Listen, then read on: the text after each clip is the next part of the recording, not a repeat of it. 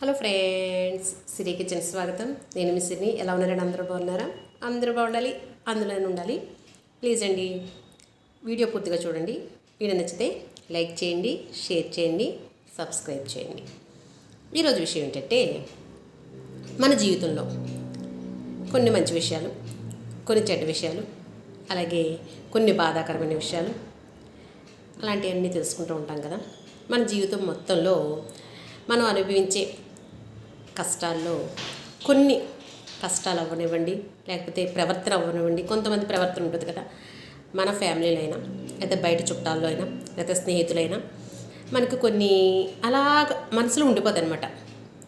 ఉండిపోయి ఏమనిపిస్తుంది అంటే, అయ్య బాబోయ్, వాళ్ళ తరహాలో మనం ఉండకూడదు, వాళ్ళకి మనం ప్రవర్తించకూడదు, ఆఖరికి మనం కాకపోయినా మన పిల్లలకు కూడా ఇది రాకూడదు, కొన్ని పోలికలు వస్తాయంటారు కదా. అలాగా అందరూ కాదు, కొంతమంది ఏదేమనుకుంటారంటే, అయ్య బాబాయ్ అలా జరగకూడదు, అలా అస్సలు జరగకూడదు, కొంచెమైనా మార్పు తీసుకురావాలి, అలాగే ఏదైనా సరే ఆనమా ప్రకారం రాకూడదు అనిపిస్తుంది.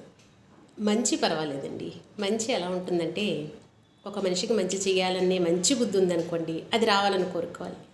అలాగని ఒక మనిషిని బాధ పెట్టాలనే చెడు బుద్ధి ఉందనుకోండి, అది రావాలని కోరుకోం కదా. అలాగే ఏదైనా సరే మంచిగా వెళ్ళాలి, మంచిగా ఉండాలి అనుకునే వాళ్ళు చాలామంది ఉంటారండి. అలాగే మనకు జరిగిన కొన్ని సంఘటనల వల్ల, కొన్ని విషయాల వల్ల, అయ్య బాబోయ్ ఇది ఇలా జరిగింది కదా, అలా జరగకూడదు అని అనుకుంటాం. రాసిపెట్టి ఉంటుంది అంటారు కానండి, ఒక్కో విషయం అన్నీ రాసిపెట్టి ఉన్నాయనుకోకూడదు. ఇప్పుడు నిప్పును ముట్టుకుంటే కాలుతుందని మనకు తెలుసు, కానీ నేను పట్టుకుంటాను, అది కాలుతుంది, రాసిపెట్టుంది జరిగింది అనుకుంటే తప్పు కదా.